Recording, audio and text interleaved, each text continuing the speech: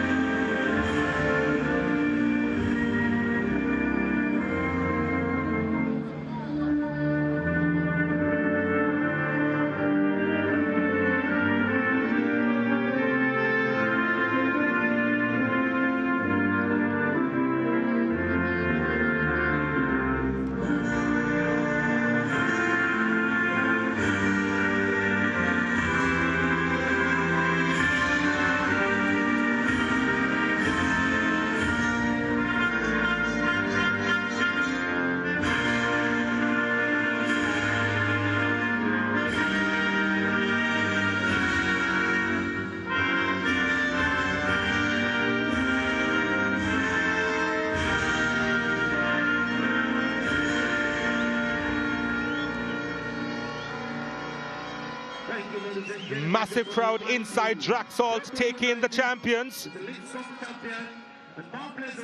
And let's see what will be on offer under the afternoon sun in the Garden Parish.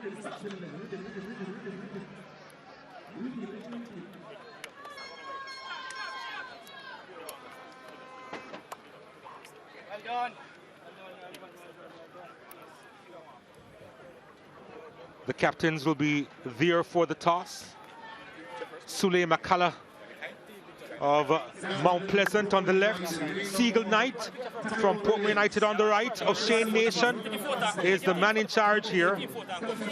Jay Duaney, Nicholas Anderson will assist him. Danian Parchment, well, yeah, there you go. Danian Parchment is the fourth official. Had a little bit of difficulty in spotting him, which is usually a rare occurrence, but there you go. They are the champions. What kind of show we'll see from them this afternoon? Well, this is their starting lineup.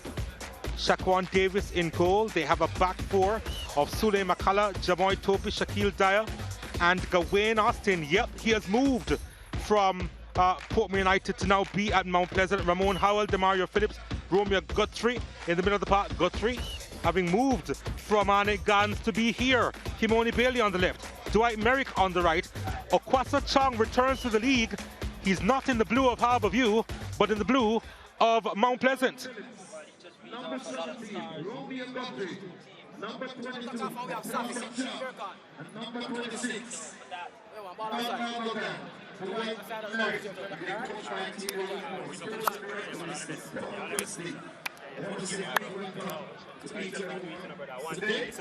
Very strong, yeah.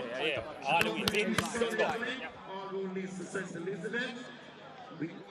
As we take a look at the starting lineup for Portmore United, Tyrone Williams between the sticks. They will go with a back five, the left wing back being Emilio Rousseau. Over on the right hand side will be Okila Howard. The three centre backs, Rudolph Austin, Stephen Young, and Akeem Mullings. Seagull Knight, of course, is a holding midfielder alongside Jaheen Rose. Gio Headley, an academic graduate from Mount Pleasant is in the starting lineup for Portmore United, making his debut. Jevick McFarlane and Omar Reed complete the starting 11. It's not a bad look here for Portmore as well, having some players here and having won the Link Cup last year. In England, a game like this would have seen as a curtain raiser in terms of the Community Shield, because you have the knockout champions up against the Premier League champions. There's nothing about this that is just an opening game. It's the real deal, and it is the curtain raiser for sure, but it is a league game, a game in which both these two teams will want to stamp their class. And we're on the way at Draxall. It's the knockout winners to get the action on the way. Portmore United in their full white and red letters. I know last season we were complaining about the jerseys and not seeing the numbers, but already it's been quite brilliant so far. Yeah, I think schoolboy football can take some examples from this. It's a solid number at the back, a solid colour at the back with distinct numbers. So really easy on the eye and for both commentators and the referees. No mix-up possibly here. Well, as well as for the spectators as well, who would like to identify their players from time to time. Which, that's right. Mount Pleasant on it. Bailey was trying to skip away from a challenge. Now it goes the other way.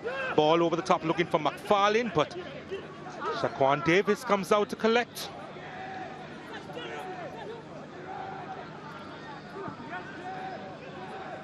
McCullough took the captain's armband in the middle of the Jamaica Premier League final last season after Ladale Ritchie had to come off injured. Literally led them to victory with a couple of goals at Sabina Park. Which made them champions. Still remember you saying, Dwight, that he stood alone and that he is the man. And he was that night. He was for sure, and he wants to be the man here now. McCullough sends it out wide. Bailey sweeps it inside. Phillips was trying to really tee up himself to let fly. Austin touching it inside to look to be Merrick, who is not a frail player anymore. Let's just say that. Looks strong. Of course, he's a young man still growing, but you'd want to see what he has to offer at the senior level. And he did show some glimpses of quality last season as well. He's been showing quality for a while, even at the schoolboy football level when he was with Jamaica College. But really matched up. There's Tapper Whitmore, by the way, looking pensive is the word I'll use for the time being. Yeah, but nothing to worry about yet. He sees his team starting with a good spell of possession. And he'll sit more relaxed this season. Yes, he'll want to win it again back to back, but it's a pressure seat that he came into and he delivered. That would have made it easier for him to continue. The dink forward looking for McFarlane. Must hasten to say here that Portmore United not quite at full strength. They don't have Alex Marshall. Of course, Lamar Walker is not with them anymore. So if they get a favorable result from this one, they will feel like they can only get better. I think one thing that they'll want to do better this season, they started last season as the artists of the Premier League. They drew a lot of games to start with. Lovely takedown by Gawain Austin. Maybe feels a little bit word playing against his old club. Here is Merrick. Hesitated, then he had to go back. Demario Phillips looking to line that one up, but Rudolph Austin is in the way.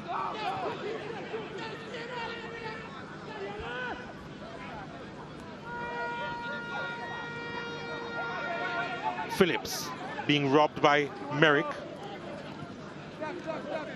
Austin.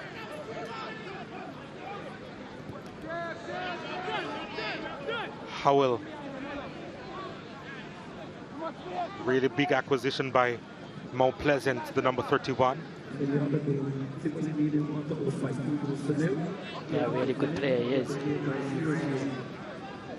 always like to watch him in action. Really anchors things in the middle of the park. Remember that they also have Guthrie to Mount Pleasant.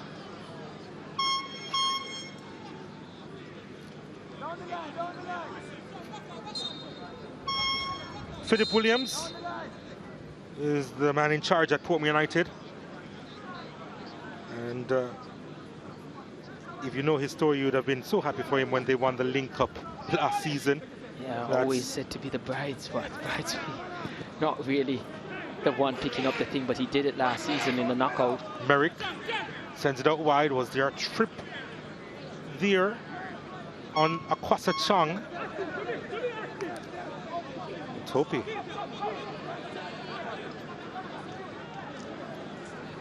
Looks as if he has shed some weight. Looks a little bit leaner as well, Jamoy Topi.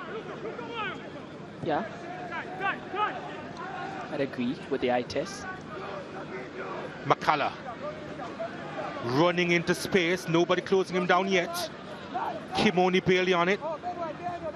Bailey dinks it inside, but Rose was in the way. And now Headley trying to feed it out wide. Couldn't quite get Omar Reed involved.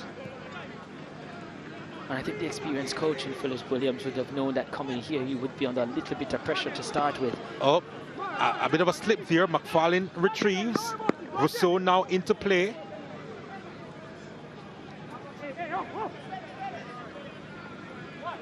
Mullings under pressure, moves away from Phillips.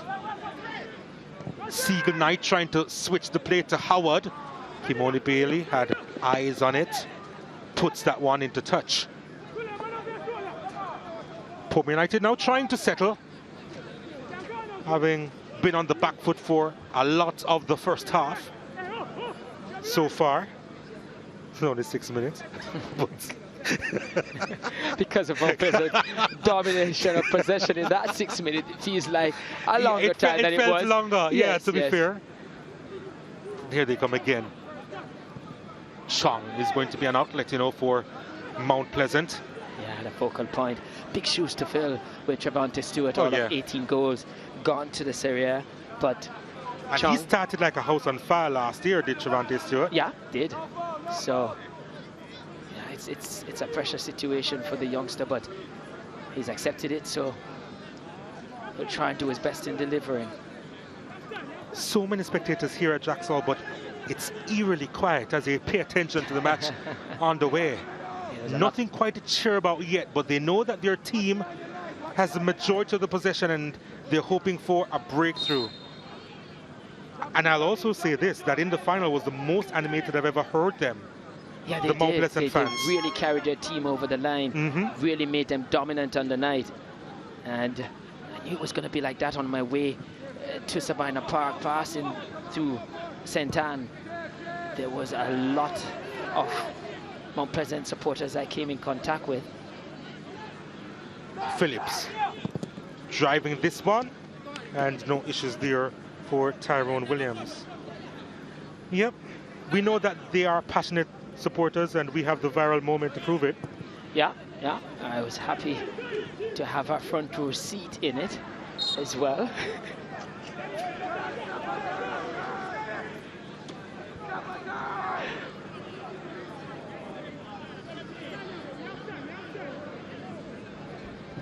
Howell,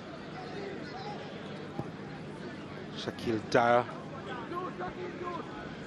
and now here's McCullough. And Chong trying to get it on the turn, moves away from another defender, takes a shot of Kwasa Chong. There's more where that came from, I suppose. He has a good shot on him, so yeah, I guess it will only get better. But Portmore would be quite happy with the fact that what Mount Pleasant has sought to do so far in this opening 10 minutes or so is to shoot from distance. And let me tell you one thing, they won't be disturbed the fact that they have to be defending a lot in this opening 10 minutes because they are used to that. They have a coach who is priding himself on being defensively organized. So Damari Deacon on the bench there from formerly of Arnett Gardens. I consider him to be one of the best personalities in this Jamaica Premier League. Marlon Allen has also made the trek from Arnett Gardens. You read off those names, Donna. It's a lot of work, a task on the hand of Whitmore to keep these quality players happy and give in game time. It's good for the squad because it will produce good competition. Ball over the top, looking for Merrick. Austin is there though for coverage.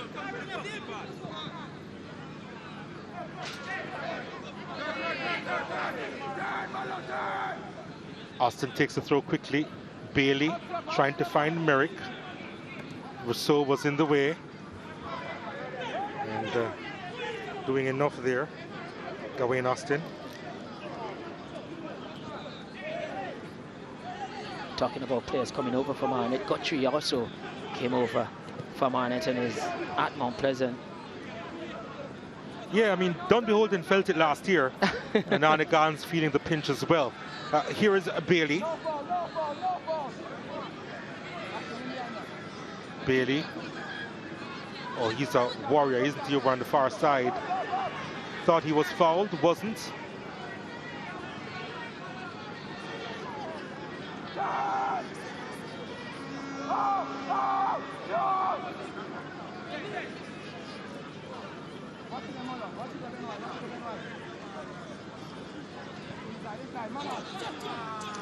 Chong inside the area.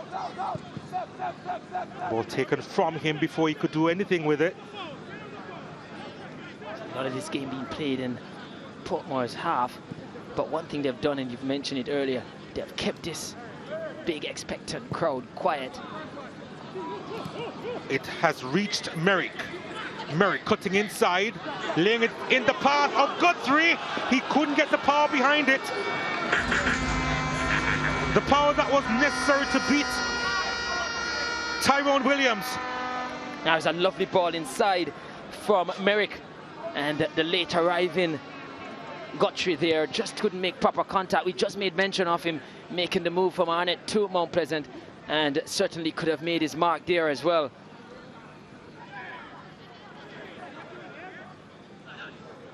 Rousseau.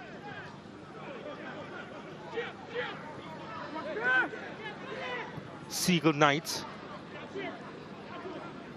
Howard's delivery inside. Comes out as far as Rose. Now that's disappointing from Rose. He apologizes to a number of his teammates. Christie there, who did make the trip from Dunbeholden last season over to Mount Pleasant.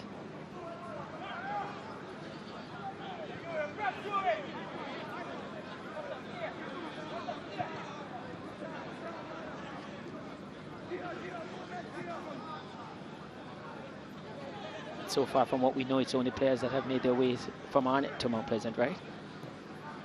No administrator.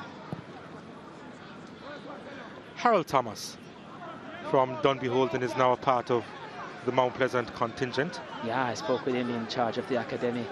No, directing. Here comes Portmore United. What can they do with this attack? Twisting, turning. McFarlane then running out of ideas and real estate. It was exciting for a moment. Small moment.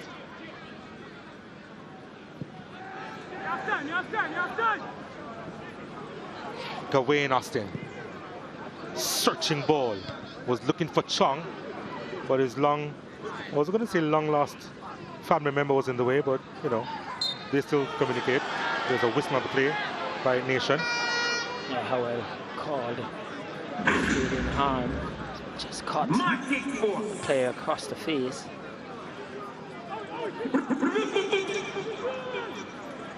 Yeah, not intentional, but did cause the player to thwart the attempt to retain possession.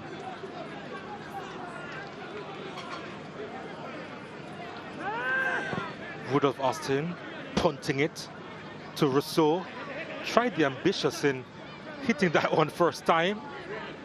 Just looking for a layup for a late arrival.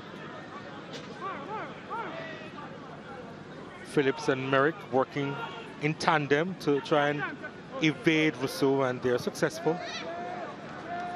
And now here is Dyer. Across to Sule McCullough, the captain. Jamoy Topi on it. Phillips calling Austin. Gets the ball from Austin.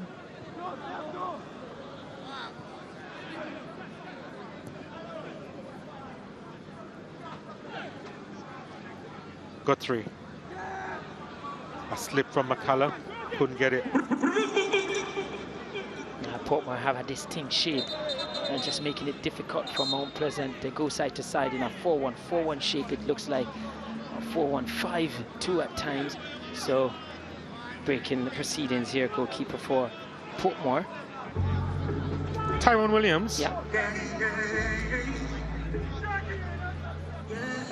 Philip Williams going to use this opportunity to get some word in and to really give some instruction to try and get his team to make an impression in this one, to give Mount Pleasant something to think about, at least.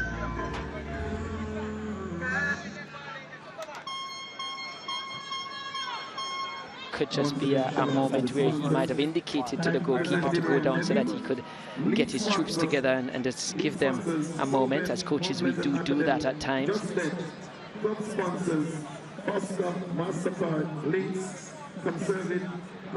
Mount Pleasant will use the opportunity as well to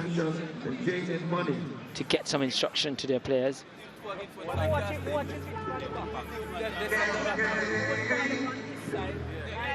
They won't be bothered so much, Portmore being without possession, something they would have expected, and they did very well last season. As we see the ground, a lot of spectators in here, but still more filing in. There's still some seats about the place, lots standing around the ground, but really a good look for the opening of the Ray and Nephew Jamaica Premier League.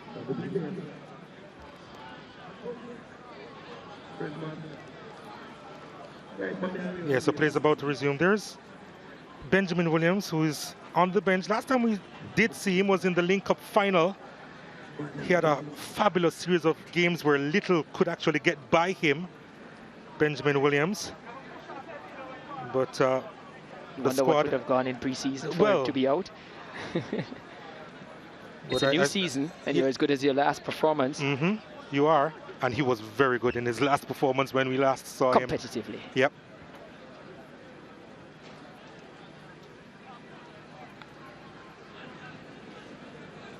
Portmore United moving through the gears. Oh my goodness. He has that in him. He did dispatch Topi with ease there. Not a proud moment for Topi.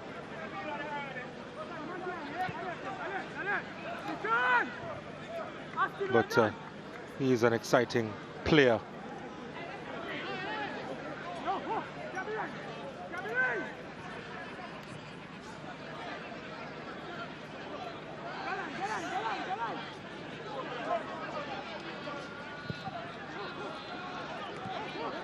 Collection from Chong.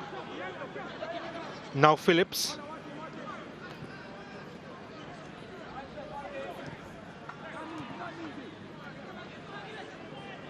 Austin. Phillips really the orchestrator in chief here for Mount Pleasant, just telling players where to go, where he wants them, where he desires for them to collect the ball, where he's going to send the ball. He's been given that freedom roaming role by Theodore Whitmore and company. Was really looking for that long ball from Topi just now. Phillips didn't come. There were 5 across the front there for Mount Pleasant at one point. All the vertical zones were occupied. Here's Portmore United. Ball played through almost in the path of Omar Reed. Now he goes the other way. Mount Pleasant striding forward with Guthrie, bringing Phillips into the play. Phillips trying to play that one in behind to Austin. Austin wins it, keeps it in play. Big chance here for Mount Pleasant, but Portmore United, they get away with it. And they're trying to break the final line here. And Omar Reed is on it, has Topi in front of him. Forced to retreat. Topi would have done half the work there, really good work there. Here's the ball sent inside, headed away by Dyer, comes through to Knight. Now here is Rose. Rose over the top, the flag is up, offside.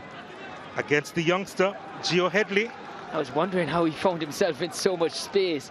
Illegally, apparently. Yeah, in the end, that justified it because that really was a lot of space for him. I felt he knew it because at his first touch he seemed to sort of stopped and waited for some reaction from the referee or his assistant.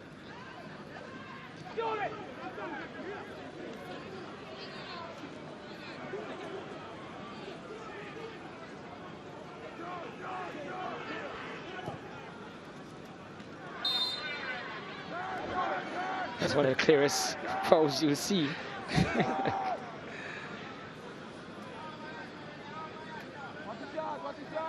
I actually believed him when he apologized through the Austin. I usually don't, but on this occasion I did. Here's Gawain, Austin sending this one inside, and Murr couldn't get a proper connection on it.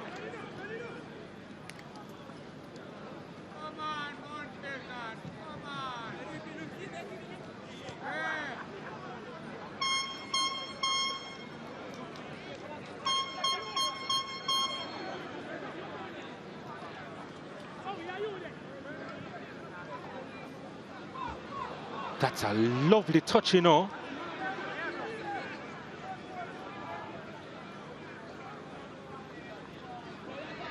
Yeah, Howard, he just dispatched Bailey with ease. Some flashes shown by Portmore in the final third, but nothing concrete. No, not enough to break down this organised Mount Pleasant team. Merck lost it. Here's an opportunity. Ball lofted inside, but it's shielded all the way. And it's going to be a goal kick. Yeah, Austin did well there just to see that one over the goal line. And sort of smother any danger that Portmore was looking to cause Mount Pleasant. It's really a tactical battle here. One team looking to just remain organised and disciplined defensively, look to probably hit on the break. Mount Pleasant being tasked with the responsibility of trying to break down this organised approach from Portmore. And we look at it now, 5 across the back for Portmore. Bailey, haven't seen him on the ball for a minute. Howell trying to send that one wide, picked up by Merrick though. McCullough inside, was looking for Guthrie. It's put over the top by Siegel Knight. It's a corner kick to Mount Pleasant. They're trying to see if they can open the scoring with this one, but other teams playing in the Jamaica Premier League, sponsored by Rare Nephew, they have gotten on the score sheet. Tivoli Gardens, they lead Waterhouse 2-0 after 32 minutes in that contest.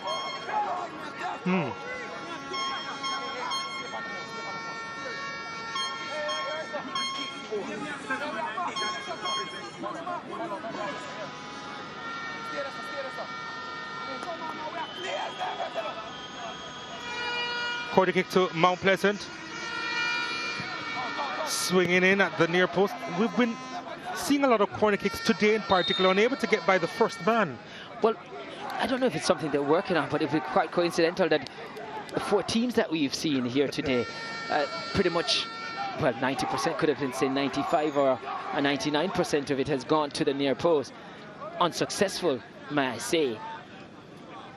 I think it's down to the execution, not necessarily planned. Oh yeah, none of it has worked. Phillips with the free kick. And he has what, 6 players lined up on the edge of the box. Make that 7 now as Guthrie makes his way forward. Delivered inside, it was McCullough, and here's Topi! No, Austin. it's Austin against his former club. It is Gawain Austin. Not much of a celebration.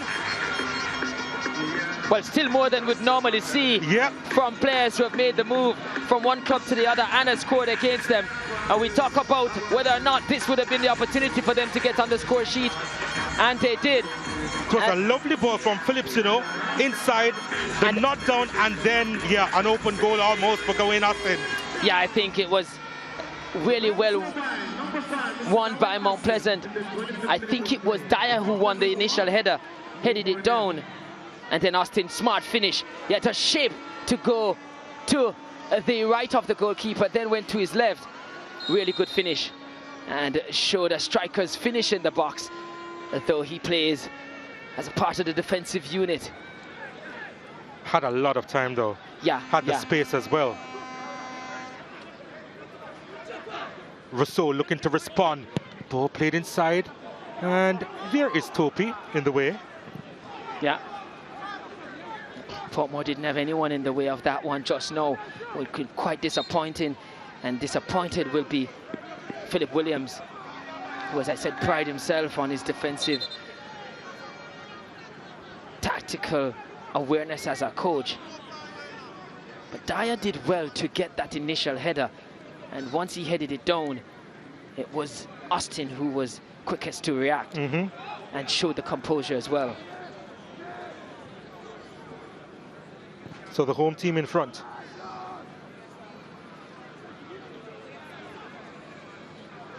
And the away team trying to respond. Portmore United.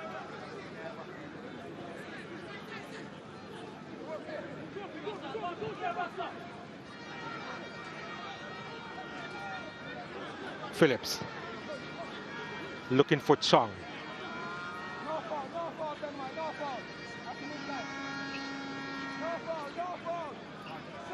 Always needed the help, the support. Got it from Bailey.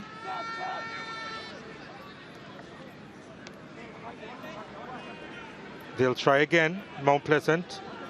This time a little bit more patient. They have the advantage. Bailey was looking for the return, didn't get it.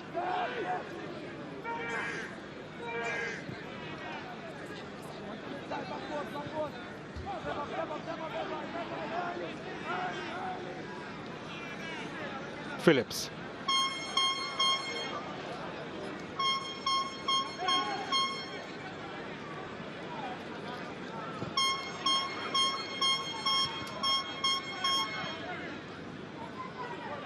Reed for Portmore United.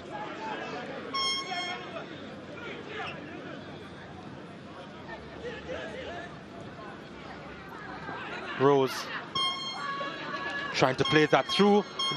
Well, he had to react quickly there, McCullough, putting that one behind for a corner kick to Portmore United. Yeah, for a moment there, he was a little bit anxious, and that ball ran across him, and saw the white shirt just lurking behind. Portmore, they'll get an opportunity to try and get back into this game. They're yet to lay a punch, as my good friend Vince would say, the coach of Happy Grove, who said he's a puncher on here, SportsMax yesterday. Corner kick to Portmore United again. Not of quality. And still they're yet to lay a punch. Rousseau can do better with his deliveries. That's not a bad one at all, but bounce all the way through to Shaquan Davis.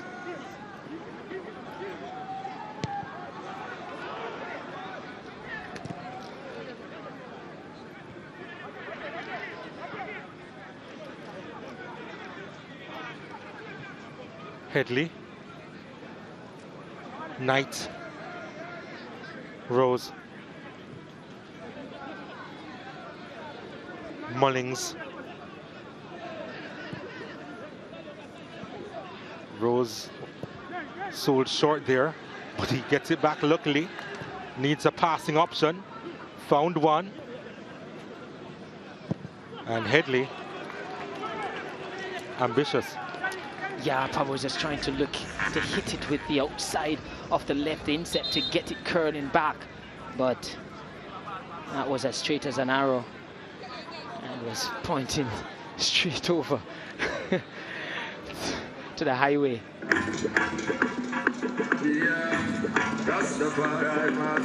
Davis is getting some attention. And a couple of players will get some instructions from the coaching staff.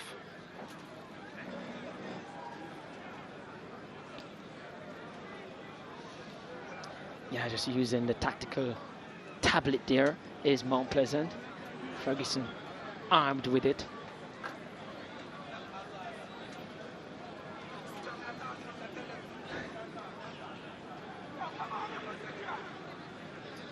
But a battle of two teams with different approaches here. Mount Pleasant willing to be the aggressor, laying the punches, and Portmore just looking to absorb and see if they can get one in. Just throw a jab to distract and then come with the opposite arm.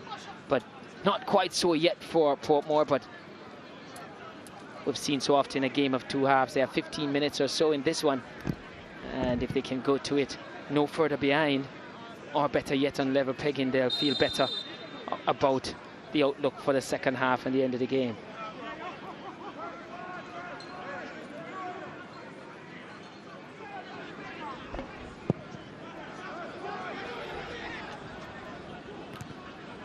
Austin with the header.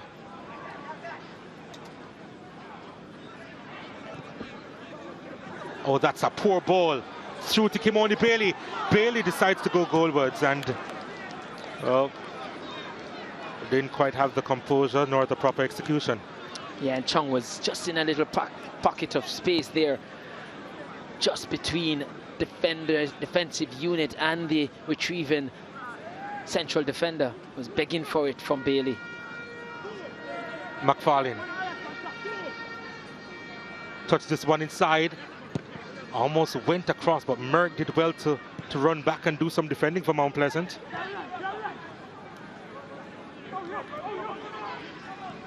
A lovely take from Knight there just now.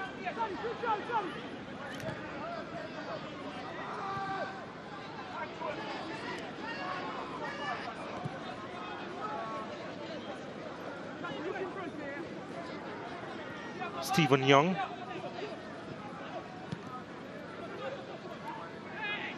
Mount Pleasant defending in numbers here. Portmore United trying to thread some passes together and make the breakthrough. Forced to go back.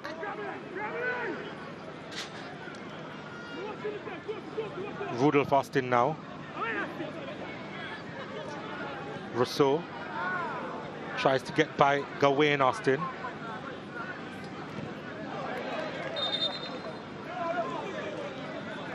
Thought that one was for Portmore, but it came off Merrick last. The referee had heard two sounds, but it was actually the boots connecting. Rousseau. Rose trying to force his way through. Now, it's that first touch from Rose that really let him down. It was a good ball in to him. Just allow it to rise, and once you have that, then it's going to always favor the defenders. You see a lot of the Mount Pleasant supporters here, you know, had a goal to cheer, but maybe if it was a case where Portmore was a little bit more aggressive, you'd hear more from the crowd, but they're comfortable at the moment, seeing their team bossing possession and leading the scoreline here.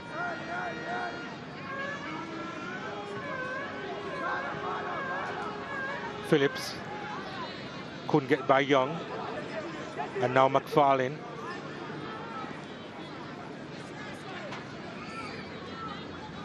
Knight on it. Can shoot from distance, Siegel Knight.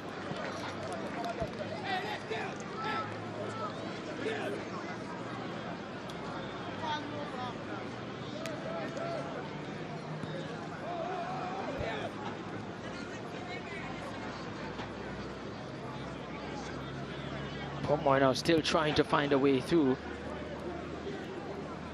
That's the interim president of the Trelawney Football Association, Desmond Simpson, who was head of delegation when the Reggae Boys travelled just recently. Sitting beside him was one Campbell, who's a referee as well. There's Demario Phillips, poor outlet from him. And now Reid is on it for Portmore United. Out as well, Omar Reid to the byline. Reid pulls it across. And it was really too close to Shaquan Davis. There was a deflection on it, I think. And Davis may have hurt himself in the process of catching that one. Yeah, Reid showing some really good signs, good touches and penetrative run as well. Janae's with some Mount Pleasant fans at the moment. Janae?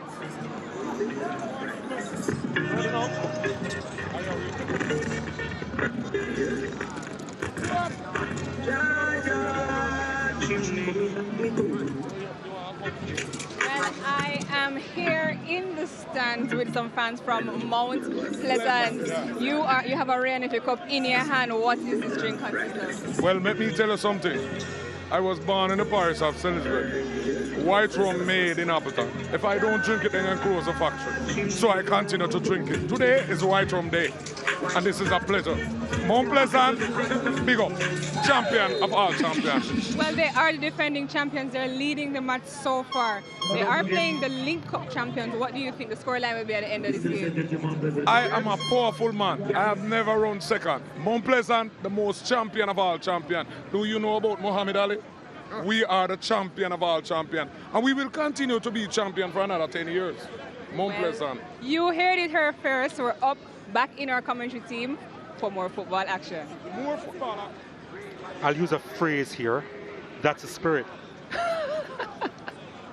Definitely. You'll have some of it after? No. Okay. I still have to make my way back to Kingston. You've been driven. That even makes it worse, actually, for me. Got to keep an eye out. All right. There you go. I can't have any because I'll be driving myself back to Trelawney. Here's Gawain Austin, the goal scorer this game so far. Trying to find Merrick. Merrick wins it. Can he keep it in play? No, he can't.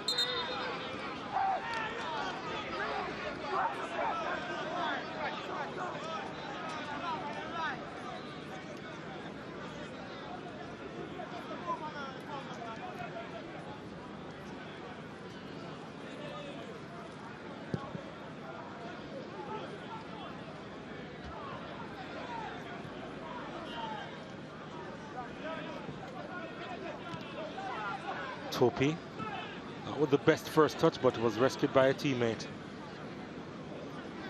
Nobody was rescuing Guthrie on that occasion, though, and Howard with a burst of speed, and then the coming together, so to speak. A yellow card is going to be shown.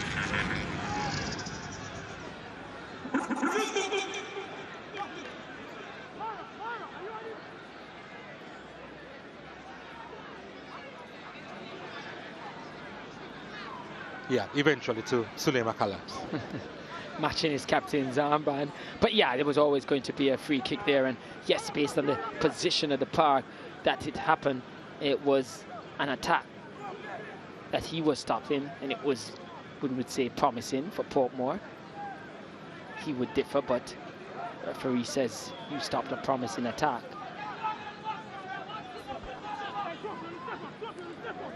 Portmore United trying to get back into this game.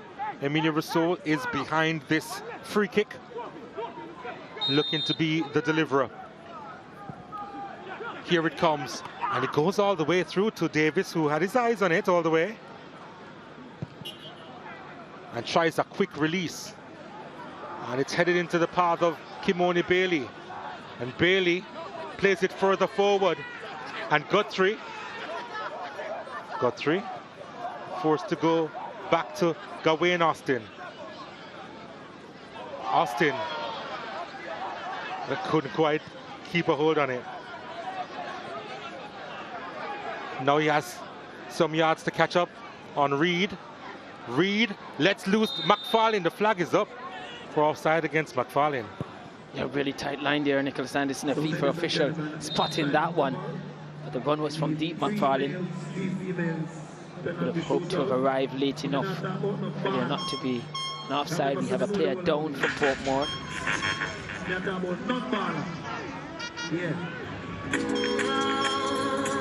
I think Philip Williams was wondering why there wasn't a foul in the build-up before that pass had been made. Yeah, he was indicating that there was not much in it at all.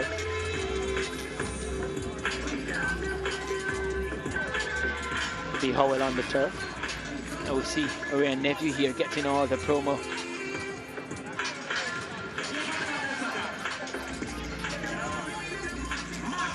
So the spirit is among us, all about. Let me say there's none in the commentary box here.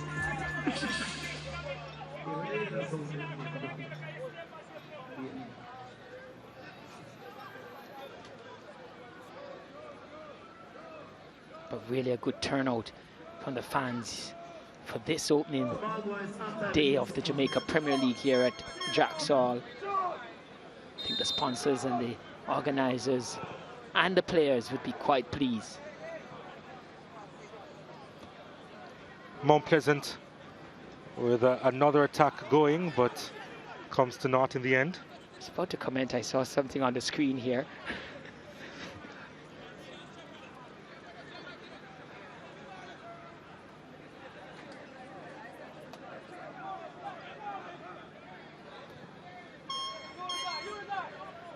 Rousseau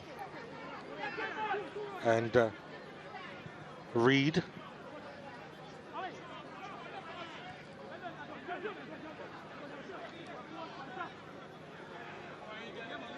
Rose. Back to Rousseau. Too long.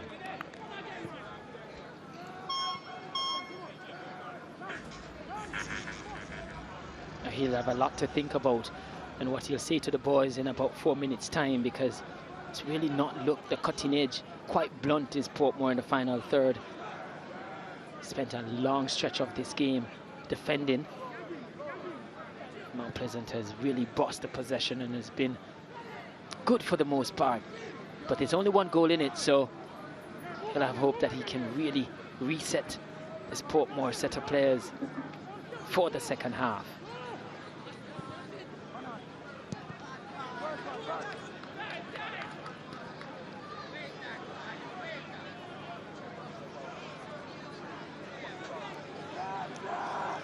Phillips. He's lining up a shot here that goes wayward.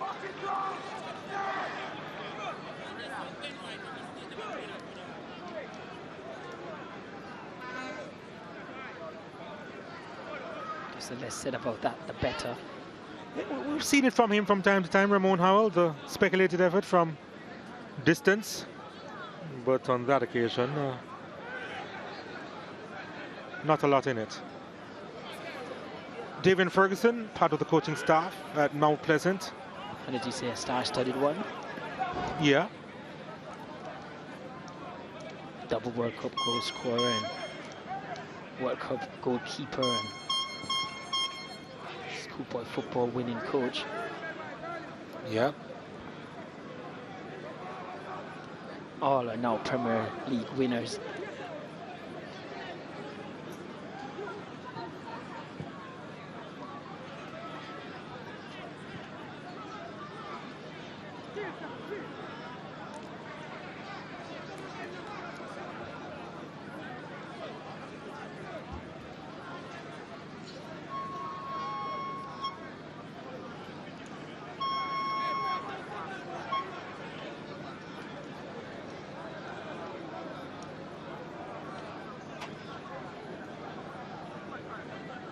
They're both rivals at the schoolboy football level as well, and Davian Ferguson would have had the advantage over Philip Williams, Jamaica College over St. Andrew Technical.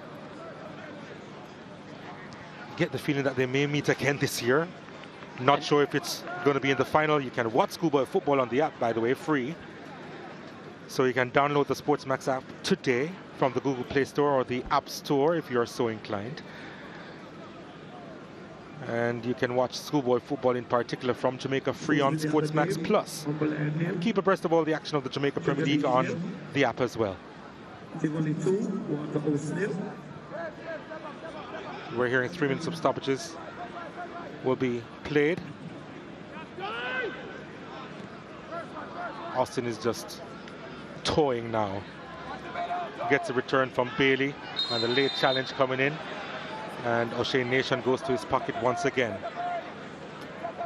And Akeem Mullings will go into the book.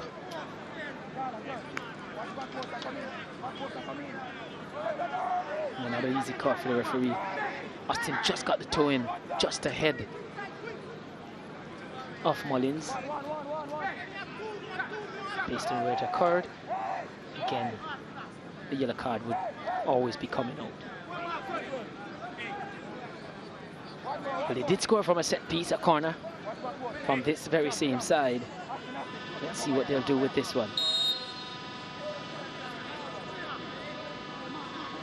Demario Phillips, the number 10, behind this one, swung this one inside, and the header. There's an appeal for a handled ball there, and it mostly came from Kimoni Bailey. I guess because he got the header on it, so he was watching that ball all the way towards goal. But concerning for Portmore that the ball's being served into the box from set pieces. The initial headers being won by Mount Pleasant players. McFarlane going the long route.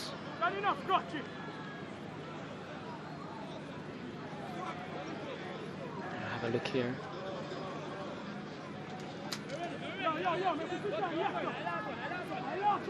No, well, no.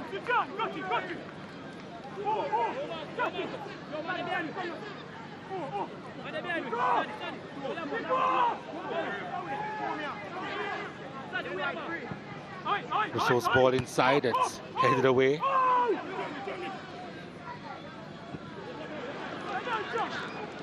Some good work there. Akwasa Chung gets a hold of it now.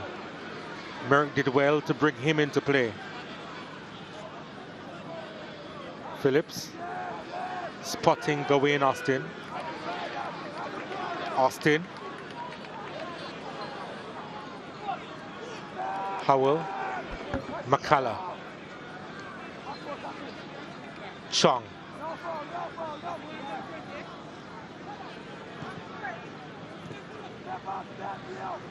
They'll try again through Phillips and Bailey.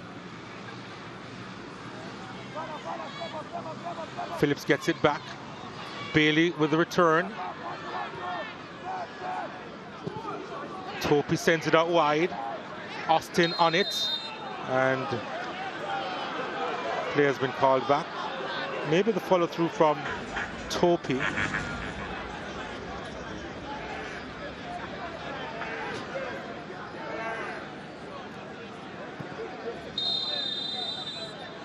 Referee O'Shea Nation has seen enough for the first half,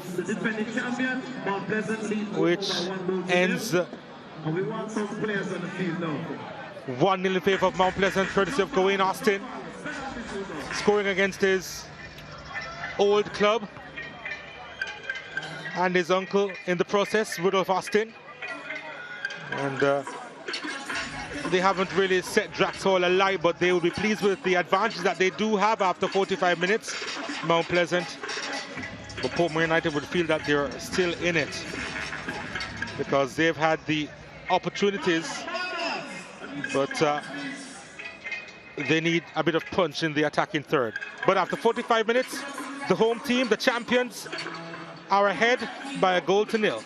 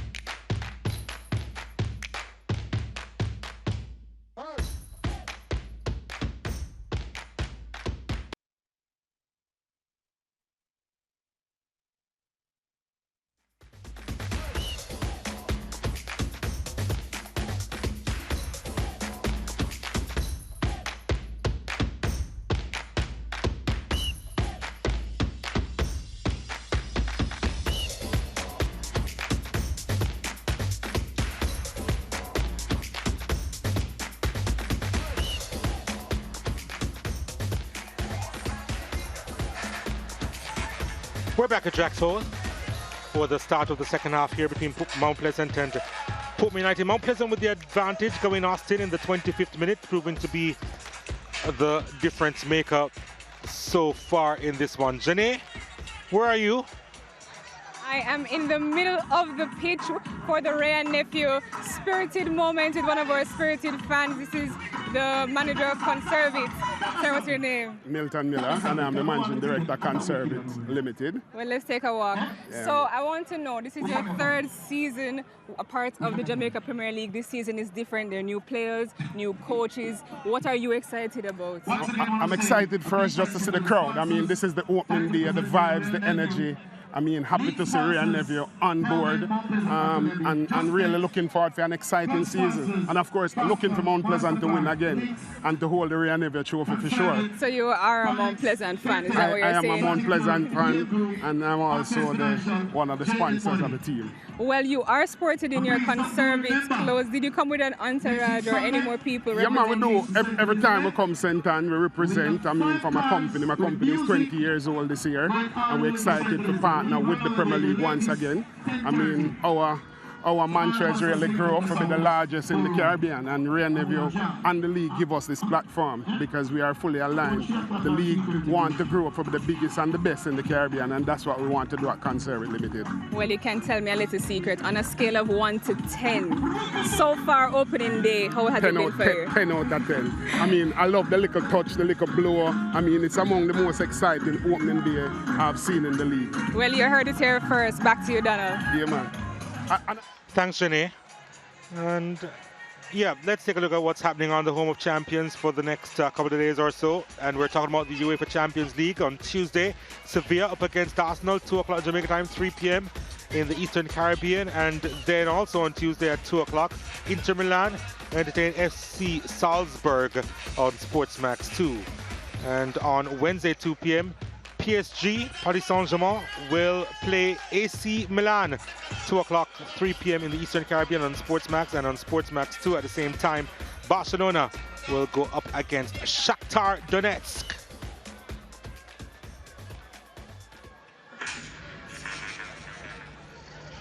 Second half is about to start.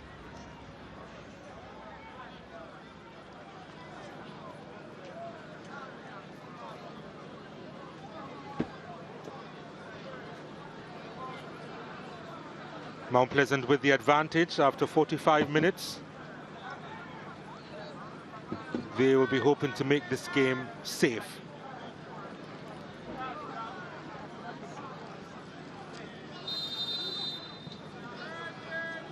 Portmore United, on the other hand, will be wanting a response, an urgent response. I think they'll be disappointed with how they conceded the goal, Dwight Jeremiah.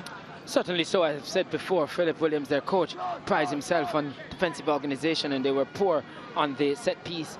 Not only that one, they've been losing the initial headers of balls played into the box. That's something that they'll have to address for this second half. They're going to have to be a little bit more expansive or have a little bit more cutting edge in the final third. Maybe they'll have to have more presence up there. Reed and McFarlane now partnering each other there, and may just have to be there or thereabout in close proximity to play a few link-up plays. But they have to really carve a way back into this one. But if Mount Pleasant comes out again and dominate possession, we really struggle to see a way back here for Portmore. But as I said, only one goal in it.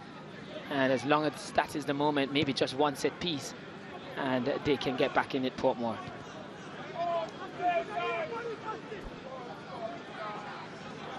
Well, Portmore United, they have a throw-in over on that far side. And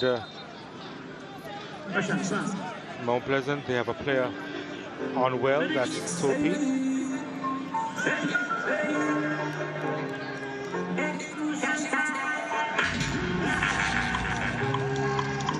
Topi appears to be okay.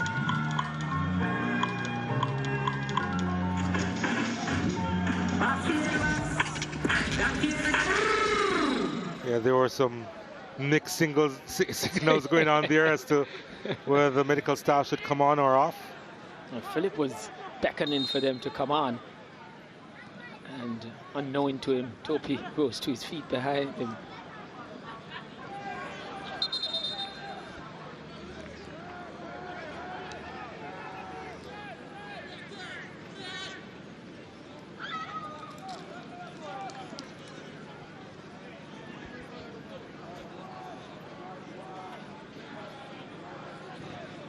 Still warm conditions here at Draxall, although the sun hasn't been with us for most of the day.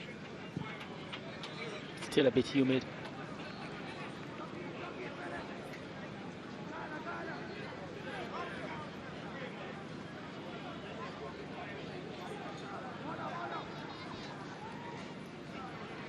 Will he stick or twist sooner rather than later?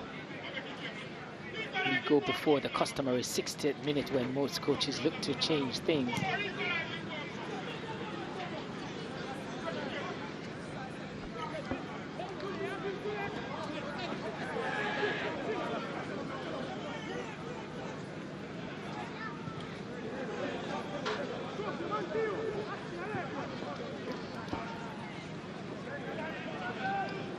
Where will Portmore United find inspiration from? Topi trying to win that one.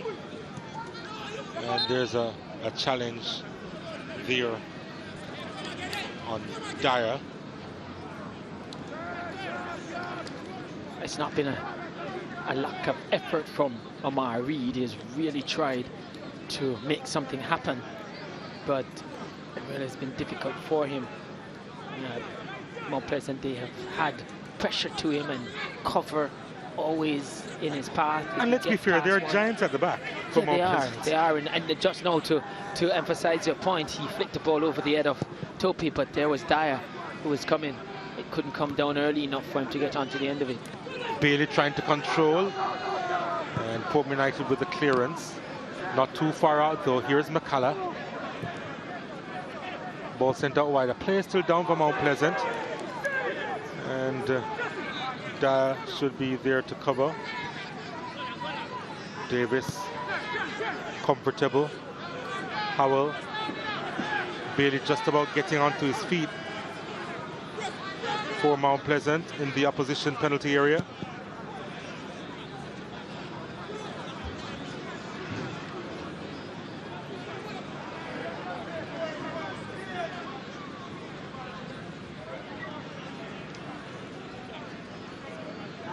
The thing about the fan base of Mount Pleasant is that they are hardly ever satisfied, especially if they are not being entertained. As Portmore United looking for the equalizer, Topi again was in the way.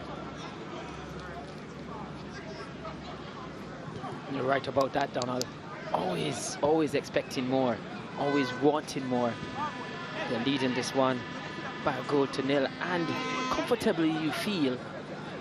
But yet, you can hear fans around the ground asking for changes to be made. Ball played inside the area, headed away. Portmore United still desperate for that equalizer. Bailey does well to win it, being chased by a couple of Portmore players, trying to move away from them. Howard giving chase still and does really well in guiding him out into touch along with the ball. Yeah, it's good defensive work for Howard there, tracking Bailey all the way. It was always destined to end that way based on how it was unfolding.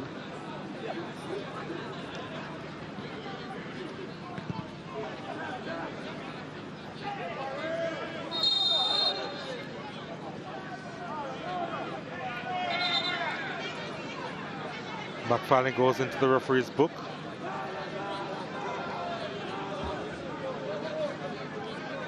And he keeps talking. So this is the initial challenge.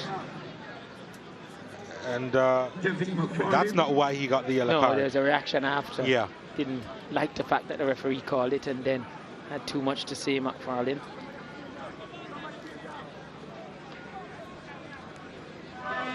Well, he's fully Jamaicanized now.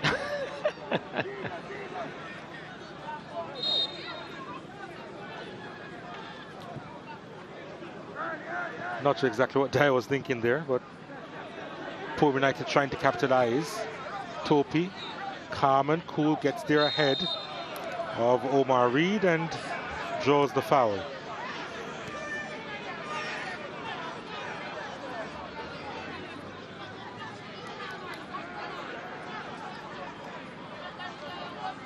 Yeah, some may argue that it wasn't enough to go to the turf, but it was in the back. He went down in stages, did Jamoy Topi. That's all I'll say. That's why I said it was in the back. But it was in the back. And they say everything before but is you know what. So.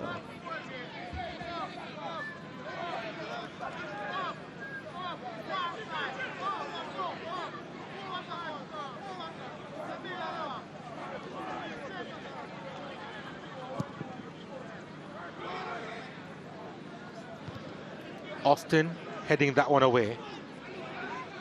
And his nephew doing the same thing for opportunity. Oh, that's a really good block here, you know. Headley trying to feed that one inside to Reed.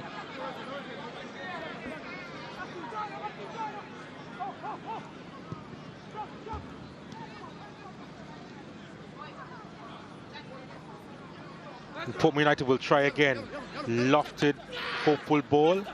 Caught by Davis. Davis trying to feed it out immediately to Headley. Or to Bailey rather. But here's a shot that goes wide of the mark from Howard. Yeah, Davis almost getting himself and his team in trouble. Trying to release Bailey quickly. But both acknowledge one the error and the other the intention to let him on a run. Let him go on a run, but you can see the shot here always going wide from Howard. But before that was one of the better moments for Portmore in this encounter. Quite a few vital interception from a few of the Mount Pleasant defenders. Davis will get there.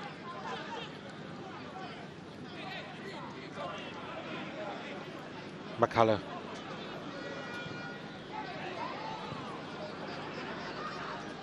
Oh, Phillips does well. Does really well. Bailey.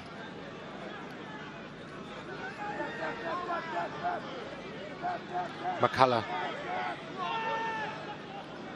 Demario Phillips again.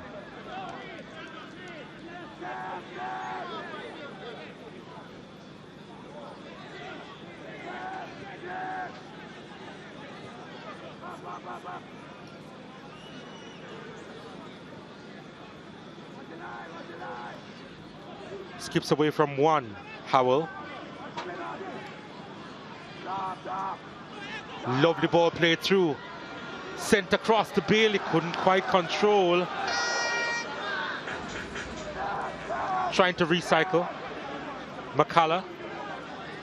Bailey again. Kimoni Bailey whipping that one across. Headed back inside in a dangerous area, but Portmore United did enough. And now they try to come forward through Reed. And McFarlane is making a run inside. And Reed is going alone, trying to move by Topi. Always going to be a difficult proposition, but he's still in the fight. And a corner kick has been awarded.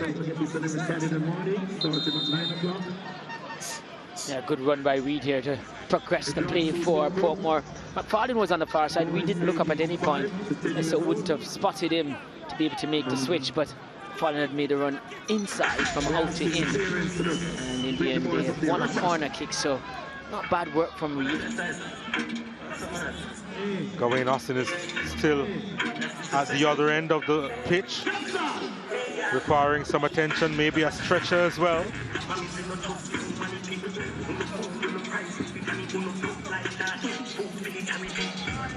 Probably suffering from a bit of cramp too, the goal scorer.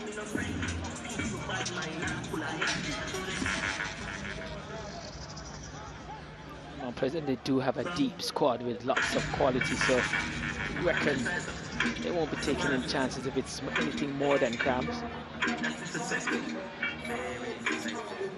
That looks to be cramps.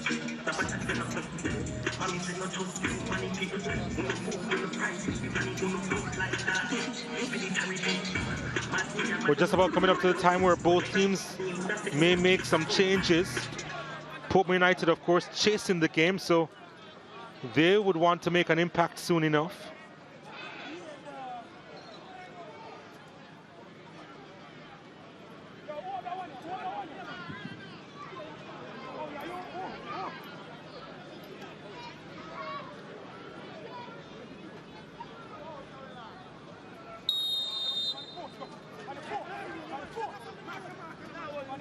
So, corner kick to Portmore United, lofted inside. Was there a foul on the edge of the box? Yes, there was. Right on the edge, free kick to Portmore United. And that's a dangerous spot to give one away. Yeah, it was Young who won the initial header, then recovered to protect that one and draw the contact from Philip. And Phillips just bundled him over, making contact in his back. And a really good position for a free kick, not central, which sometimes doesn't really favor the attacking team, but just at an angle which may attract the interest of Rousseau. Good of Austin is there, and McFarlane. Austin makes his way away from the area. He's out of contention. You think Rousseau will continue to harbor interest until the whistle goes? Yeah, so is it going to be Jevic McFarlane or would it be Emilio Rousseau? Rousseau, we have seen him do this so many times, and he surely is favoured to take it. But McFarlane is the one who is respotting it and marking a meticulous run-up. Maybe favouring that right of McFarlane. The wall set up, constructed by Mount Pleasant, and here comes the opportunity for Portmore United. It's Rousseau! It's just over the top. There was a deflection on it. I think the keeper, Shaquan Davis, got fingertips to it. Yeah, good attempt there. Definitely got fingertips to it from this angle. Rousseau, yeah, did well to get that one on target. That's a good save. Yep. That's a really good save, and the corner kick is taken. Lofted in at the back post. Rudolph Austin trying to get on the end of it. Had Dyer for company. Yeah, I think Dyer did just enough to get Austin off. Bordering very close on an infringement. Would have been soft because any call in there would have been a penalty. So Portmore flexing their muscles here. And number 21 and 25 looking to make their entrance in Plunkett and McLeish. Substitution. Coming on, player number 8. Entering field of play. So Plunkett comes on for Reed for Portmore United. Player number 25. Huey McLeish. Mullins also comes off. Substitution also from Mount Pleasant. Yeah, Keem Mullins comes off. Dwayne McLeish is on. Number 29 out. JPL entering the field of play. Lester Joseph. Lester Joseph is also on the park. Substitution from Mount Pleasant. Coming on number 26. Dwight Merrick. Entering the field of play. Number 50. Atafor Bygrave now comes on for Dwight Merrick.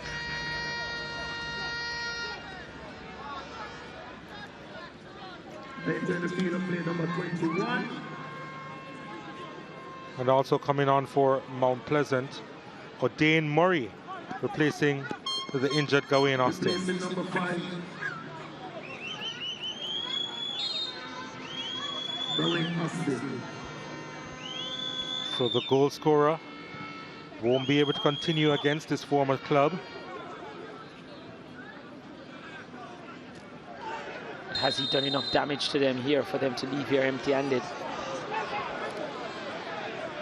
So yellow card shown to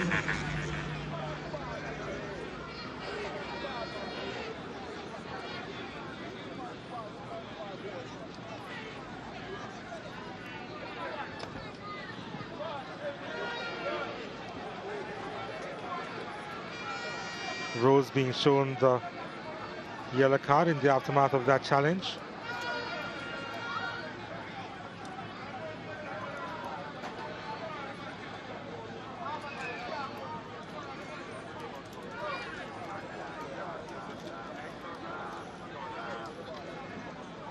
the yellow card shown to player number 20 of Portmore United. Jai Rose.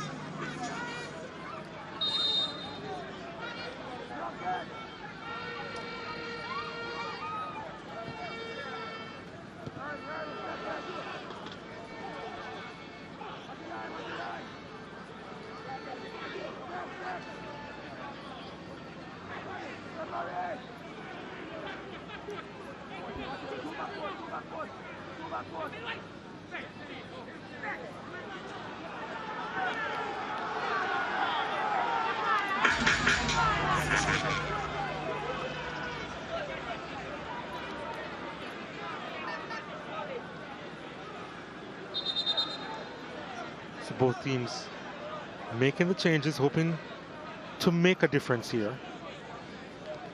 And more players going down injured, slowing this game down even further. Yeah, it has not been at the ferocious pace that we've come to expect, but as I said, teams just coming out of pre-season and not up to full speed as yet. Matalola, the mobile bus is ready. Viale Matalola, the mobile bus is ready.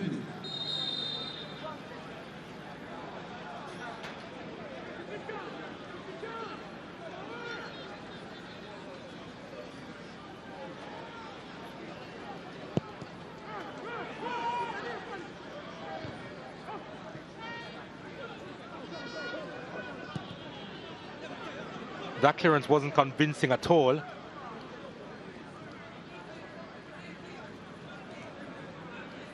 Collision of teammates there. Mount Pleasant with the possession again. McCullough.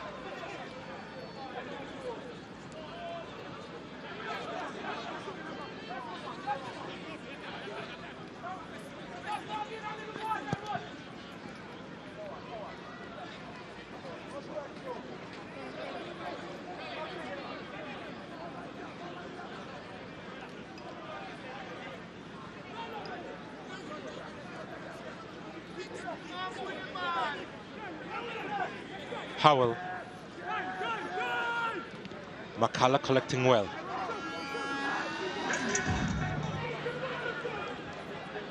Was necessary from Young. Phillips now.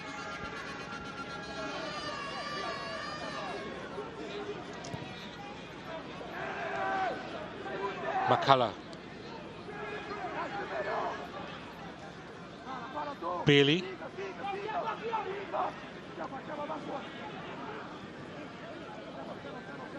Phillips.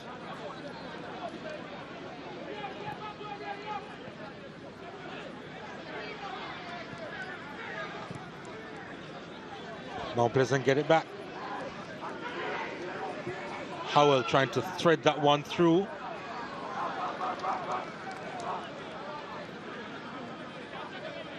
Wasn't a bad attempt from Howell there. Plunkett just couldn't keep his foot in. That was threatening to pierce the Portmore defense. Howell again. Bailey on the turn. Bygrave.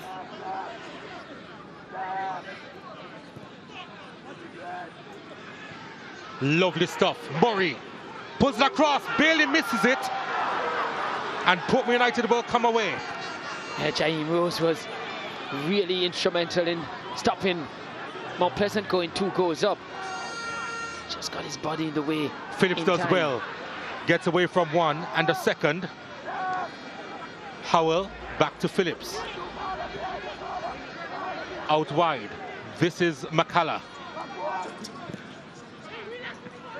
No issues there for Williams.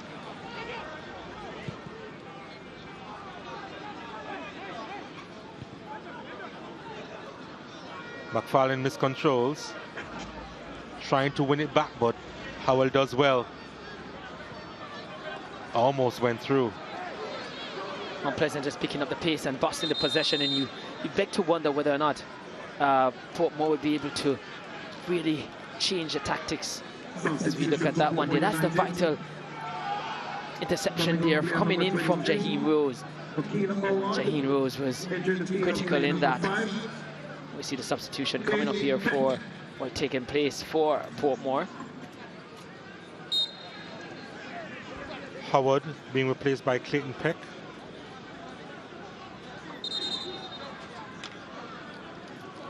But I was saying, based on what is at their disposal, yes, we see Philip Williams here throwing in new players and just trying to see if he can get them, one of them, to become a catalyst for change yet to occur. But maybe what he has at his disposal limited in terms of how he can change tactics. But especially attacking-wise. Yes, so he's doing pretty much change of personnel. But Bailey does well to win it inside the box. An opportunity that is not buried. Over the top. And Bygrave eager to get on the score sheet. He was always falling away when he's going to, at the point where he struck that one. But Bailey did really well, showing good resistance, strength there, but always falling away, trying to get his foot wrap around it. This one will show us clearly with Bygrave. Yeah, just losing his standing foot just at a vital point. Couldn't wrap around it enough. Here is Rose for Portmore United. Didn't quite reach him. It was a wayward pass, in fact. Howell was in the way. Phillips taps it forward. Bailey. Rudolph Austin did enough, you know. Yeah, I got there in time. The elder statesman covered ground very quickly there, recognizing danger. And quite pleased with getting there in time. Romeo Guthrie, entering the field of play. Number 11, Sunday James. So Romeo Guthrie is coming off now for Mount Pleasant to be replaced by Shandy James.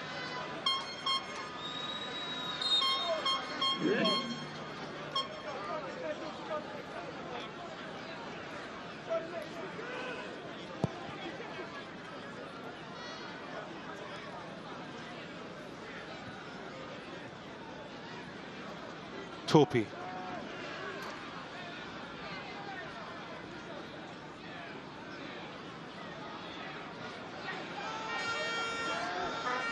I think the crowd likes seeing that. Yeah, that's what they want. That's why they've been begging for changes. But it's a player who's on the park that talk about he's the instigator for Mount Pleasant. Here's Kimoni Bailey with space. And he was closed down before he could really let fly. Yeah, that second touch was a bad one from him. Oh, Phillips does well to win it back. Lost this one inside the area looking for Chong. Stephen Young thwarted that. He doesn't lose much headers. No, he doesn't. Young. Howell. Phillips over the top to Bailey, who's been asked to do a lot here. In the end, too much. Yeah, Young, he's not going to lose much. That always favoured to get it ahead of Young, Chong. Williams there trying to get his players to give him more.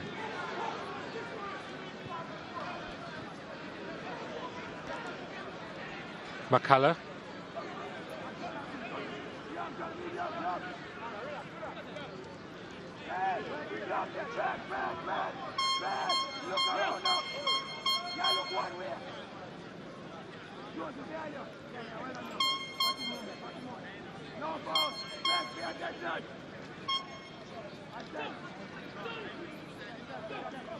James now with his first touch.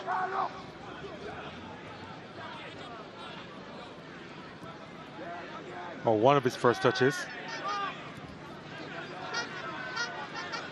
After the first one, you still have first. Topi.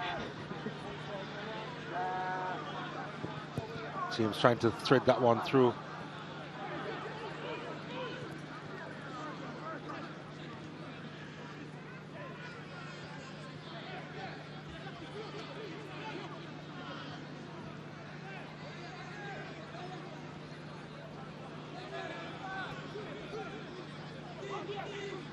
Here's Portmore United now.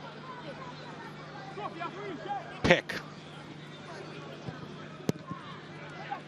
Driving that one into Dyer. Peck gets it again.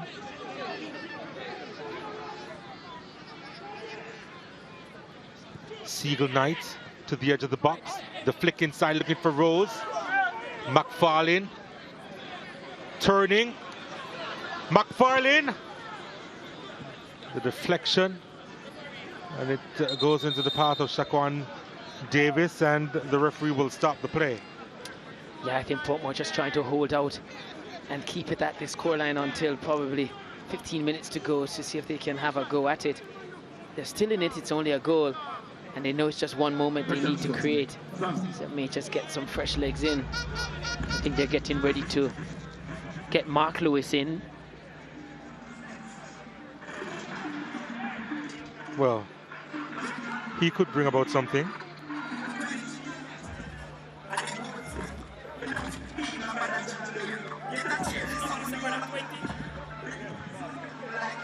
Mark Lewis will make an entrance.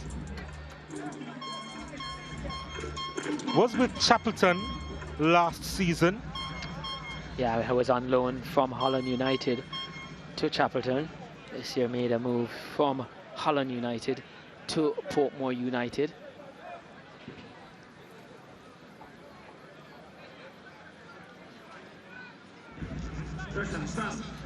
He's expected to, you'd expect to make the transition, having scored some 18 goals at schoolboy football level.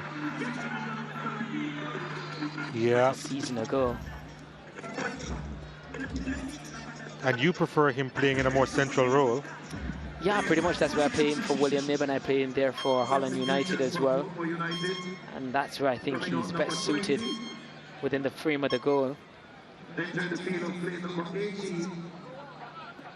Mark Lewis, Giant House is exiting the field of play.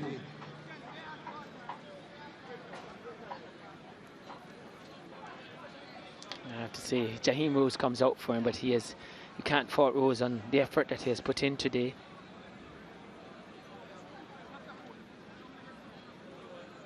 And Lewis will have some 15 minutes to see if he can build on what Rose would have left for him on the park. And almost every time Portmore flex their muscle, Mount Pleasant says, well, we have a few players that we can throw on the park as well. And we see one of your favourite players looking to make his way, Donald. I quite like him too as well. A live wire and Deacon. One that you would pay your money to go and watch. Confirmation there that Lewis is on for Rose. So Fitzroy Cummings comes on for Jamoy Topi, and coming on now is Damari Deacon. Number 12, Timothy Bailey is being replaced by Damari Deacon. Yeah, I think they like him here. Yeah, they would have seen him in the pre-season tournament, Peter Gould Cup, and I think also in the repeat final between Mount Pleasant and Cavalier. They would have also seen him play for Annie Gardens too. That too. But up close and personal here, Mount Pleasant fans would have seen him.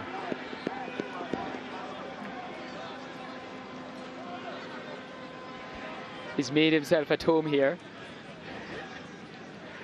Really made himself at home. He's going to do better than his first touch, by the way. Just to throw that out there. Add inside information here. Right, okay. Mm-hmm.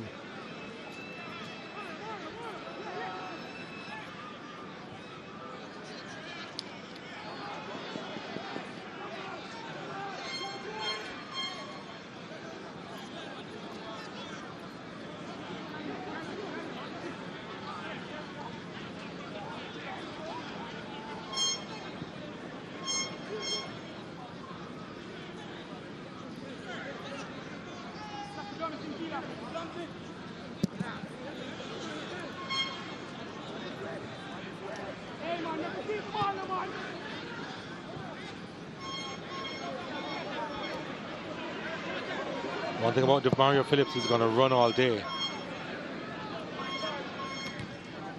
You need that workhorse in your team. Well, you need several, but he's definitely one. A workhorse with a lot of quality as well.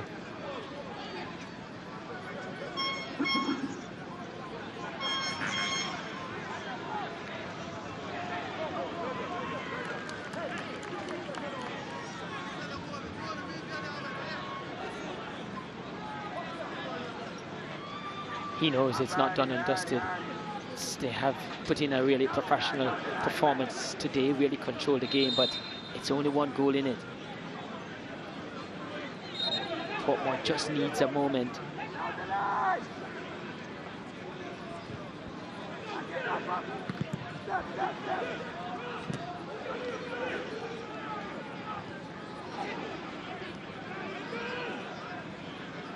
Flicked on header. Austin was always in control. Always felt that he gave a lot of work to our soldiers. No. Felt he should have just booted long.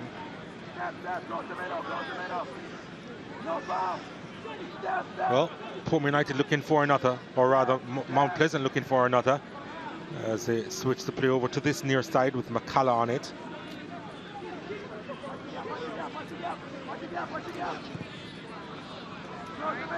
Yeah, space to work with. That's Deacon for you.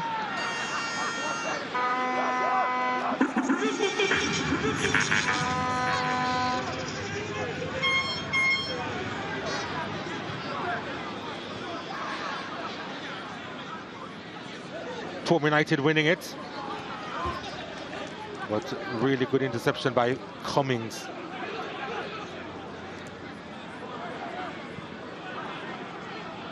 Chung. Figured that he should have got the call, the striker. I think Young was quite clever. Just release him. In the nick of time. Yeah.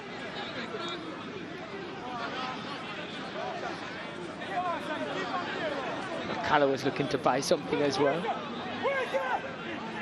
Or sell something to the referee. He wasn't buying.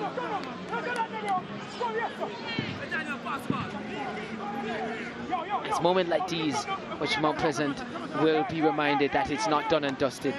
Set pieces where Portmore gets a chance to load the box and get a ball in there, and you can see the concerned looks on the faces of Ferguson and Whitmore. Clayton Peck with the delivery here at the near post, and it's over the top. It was Phillips with the last touch, I believe, at the near post.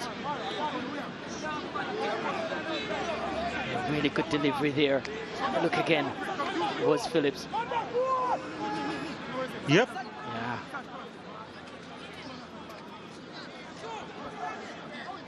They felt it was going on target, but Phillips was in the perfect position. Corner kick again. Ball played inside, parried away. And Shandy James turning it back into the middle of the park. Phillips does well, trying to loft it wide, but Portmore United will get it back. Plunkett, McFarlane can't get there. But enjoying a little bit more here is Portmore, and we could see, as we said, suspecting that with the last 10 minutes, 15 to 10 minutes, they would try and engage Mount Pleasant a little bit more, and they have been doing that, playing a slightly higher line and looking to press. Not a half press, but where possible, where Mount Pleasant look to pass out, and they have been doing so, but here we see them looking to go long, and that's because Portmore has engaged them high up the park.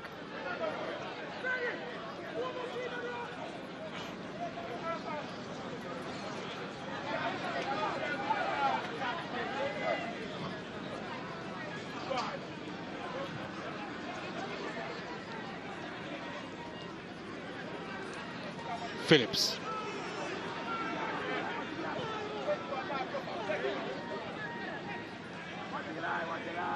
Deacon with his dance.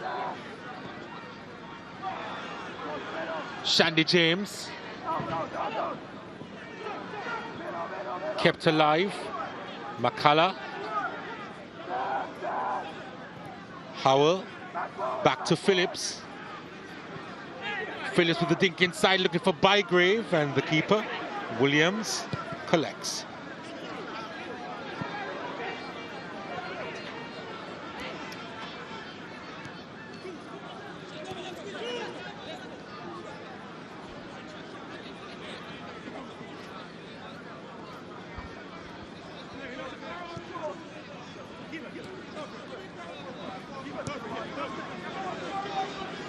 Cool under pressure, the Mount Pleasant defense, until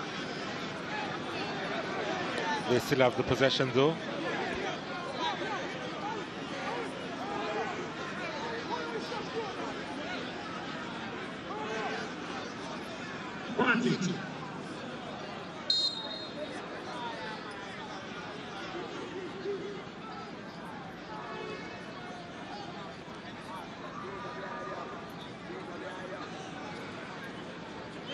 Nicely done. Portmore United still in with a shout, you know. And the referee has called back the play. Mario Phillips gets the yellow card.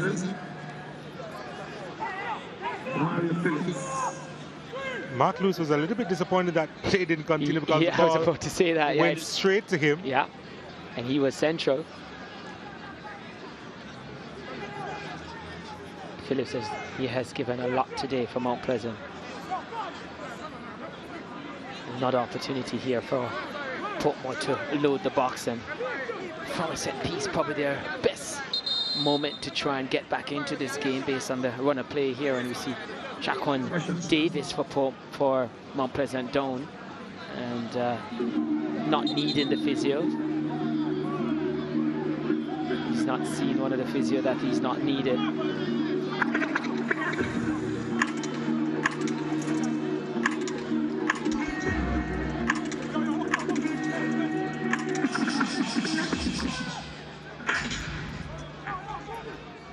Rousseau is behind this, again wanting to be the provider. And they do have bodies inside the box. That's a lovely delivery inside. And Rudolph Austin trying to get over it, you know. Got too much under it.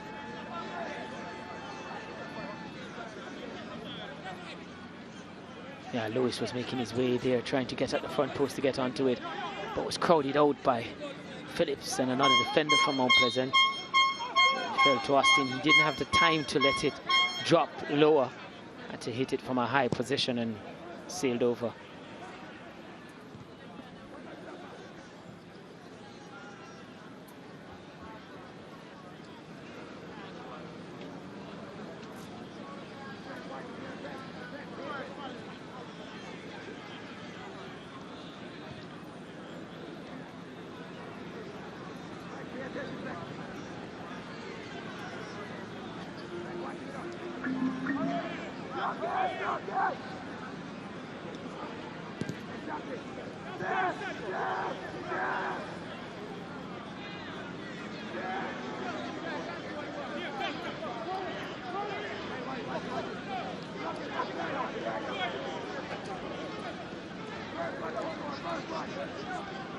Who's your player of the game? I think so far I'm looking at Phillips. He has really been the instigator for Mount Pleasant and dictating the tempo of the game, and really been a part of most every move they've made progressively. He's dropped deep to receive from the defense. So played as a 6, a 8 and a 10. Howell trying to switch the play to Deacon. Deacon with a lot of pace there, and he goes to the turf and gets the call in his favor. It seemed at first he was chasing a lost cause, but kept it in and went on a run. Yeah, in the end, just got in front of Rousseau, and so it was to his back that he made contact and not shoulder to shoulder. Yeah, he doesn't really do lost causes, Damari Deacon. Okay.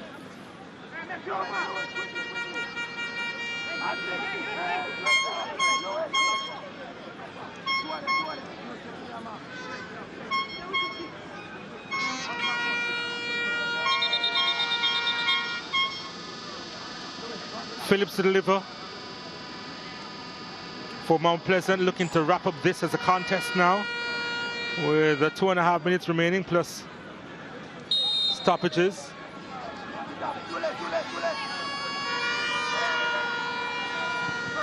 Here's the delivery. Again, not beating the man at the near post. Portmore United now. Good win by Shandy James.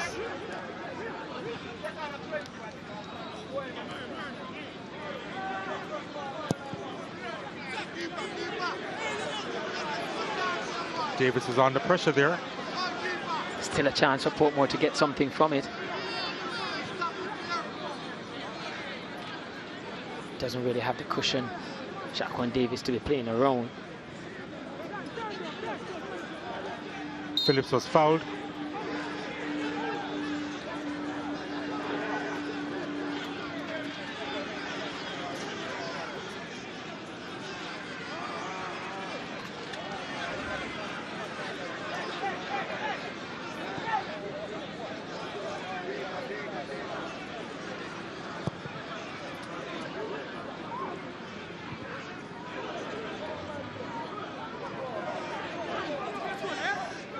Portmore United again streaming forward, trying to slip that one through Clayton Peck, but unsuccessful. Now Bygrave goes the other way, finding Chung.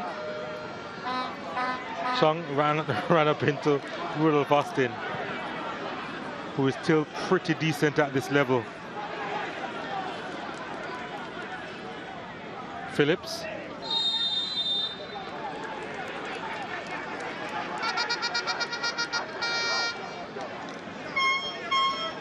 Phillips having a lot to say to Akwasa Chung, but he lost that one too easily. But he has really put in a shift, and maybe a shift and a half. We're hearing 8 minutes of stoppages will be played. Still plenty of time.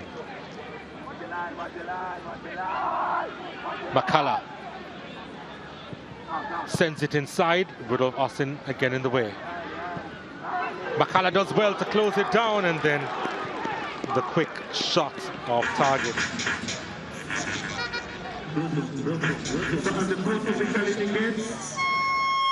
It's time for a SportsMax app moment of the game, courtesy of the SportsMax app, and it's a goal. This was Phillips inside, and look at Gawain Austin with the space in the 6-yard box, burying that one. And yeah, he had so much time. Where did he get that time from? The Portmore United defense at 6s and 7s, and Gawain Austin scoring against his old club. And that's a SportsMax app moment of the game. Back to live action, and Deacon couldn't quite save it.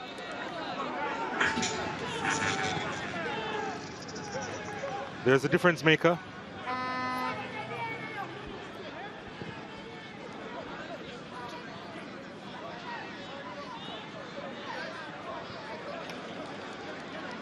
Mount Pleasant, they come through that unscathed.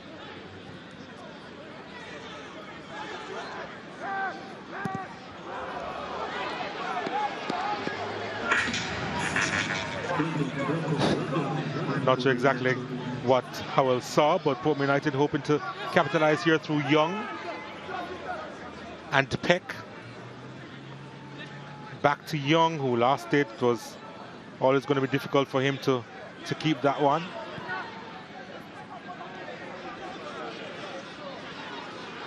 Damari Deacon.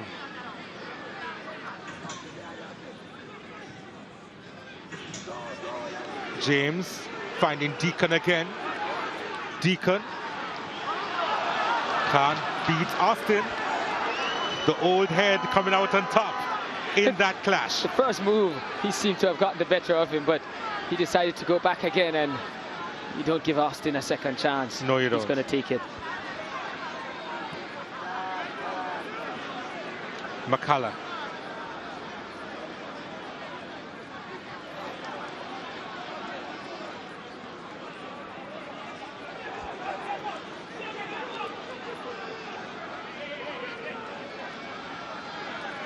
They've made to work somewhat in this latter stage of the second half, Mount Pleasant.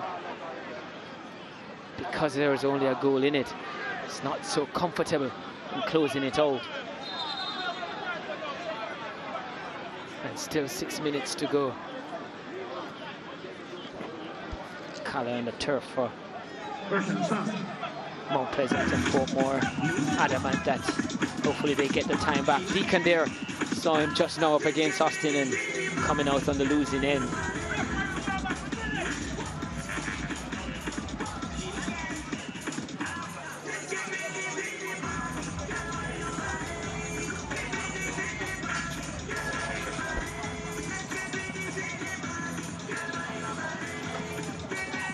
Satisfied with the results? Yeah. Well, we have at least 5 minutes remaining. They're satisfied with the scoreline, maybe not too much the performance, the Mount Pleasant fans. I'm sure they'll see a lot better as the season goes on.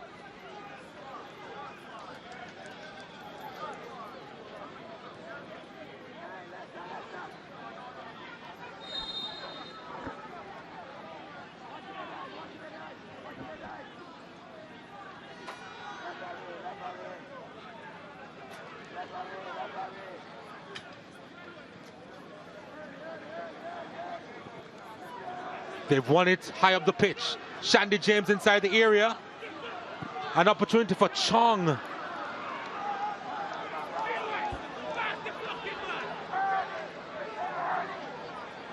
Yeah, hit that one wide, Chong, but I think Bygrave was center and was saying you could pass to me. Let's have a look here.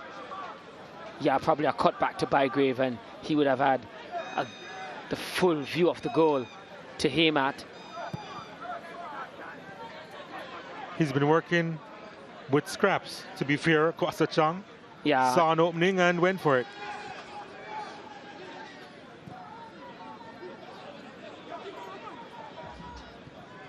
Portmore United with an opportunity here. Ball played inside and Davis had his eyes on it all the way.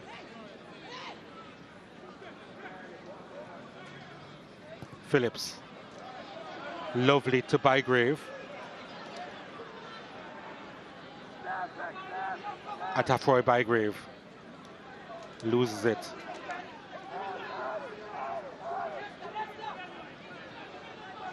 Whitmore a lot more animated on the touchline as it winds down here because of the slim margin by which they lead.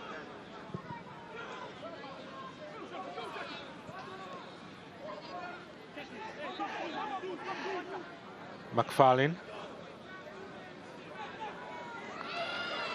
was looking for a Cole. Now it goes the other way, and Phillips trying to thread that one through. Chong. Flag stays down. Deacon. Chong making a run inside the box. Chong! Couldn't quite wrap his foot around it. But it was beautiful movement by Mount Pleasant. Yeah, it was a raking ball across field from Phillips to Chong, who played it wide to Deacon, then continued his run inside, and he had to hit the target. He just had to hit the target there, Chong. That went through his legs. Yeah, he was looking to play it with his left foot. Just allowed to run across his body, not the worst decision taken there, but just didn't make proper contact. But you'd bet on him. If he had made any form of contact there, or really the full face of the foot side there, then you bet he would have hit the target, possibly bulged the net. Clayton Peck.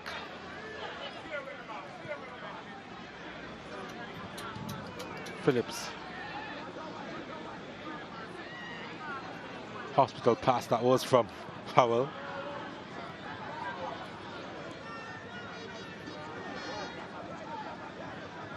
James out wide, and Deacon is on it.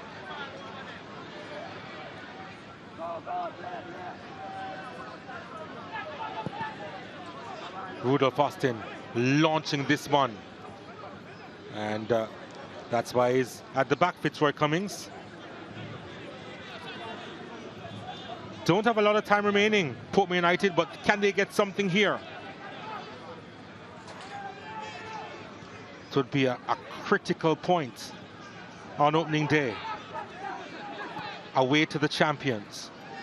Knight. Joseph sends it out wide. Peck delivers inside at the back post. And the clearance made by Mount Pleasant. Yeah, you feel that was a moment, or the moment for them now. Not sure they'll get much more. That was just over the head of Mark Lewis. Joseph. Forward passes from now on, you suspect. Here's an opportunity. Oh, he's just lost possession. McLeish.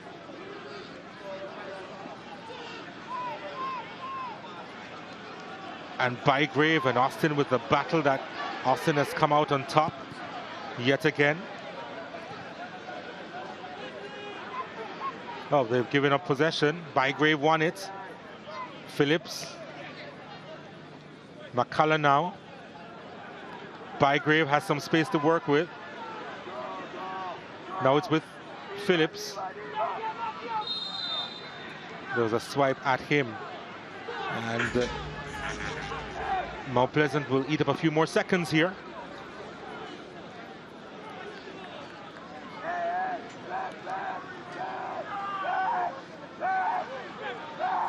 Taken to Bygrave. And that's the end of the game. And Mount Pleasant, they come out with a victory over Portmore United.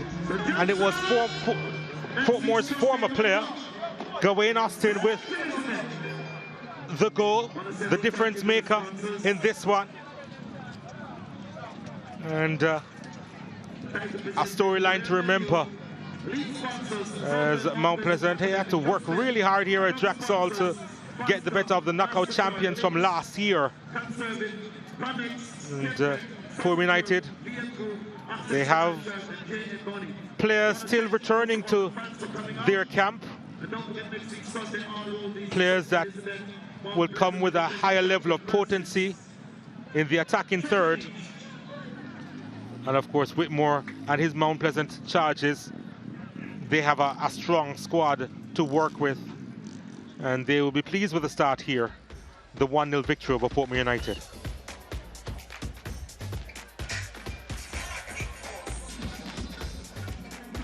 As we take a look at the full-time highlights, Demario Phillips was involved in most everything. And Dwight Merrick also starting this game. Guthrie couldn't quite get the power behind that effort. But here's the goal. Look at the amount of space Gawain Austin had inside the box. Lovely header down. And there were two players pretty much unmarked inside the area. And no issues there for Gawain Austin against his old club. That was some pretty decent movement. But in the end, straight to Shaquan Davis. And then the free kick had to be parried over. It was a good hit by Emilio Rousseau, and Davis with the hand.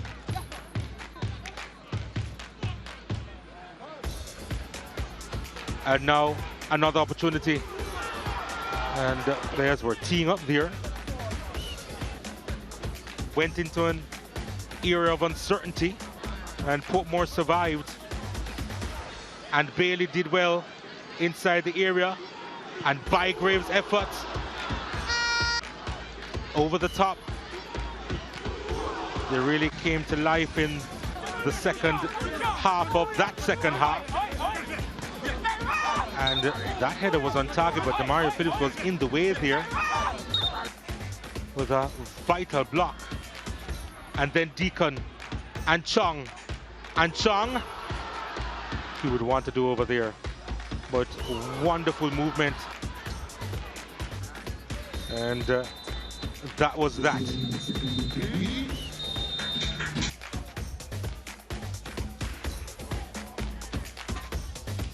Mount Pleasant with 10 shots, just 2 on target. Portmore United had 6 shots on target from their 13. 13 fouls committed by Portmore United. Mount Pleasant 8. 5 yellow cards were flashed in this game, and Mount Pleasant with the majority of the possession in the end at 60%.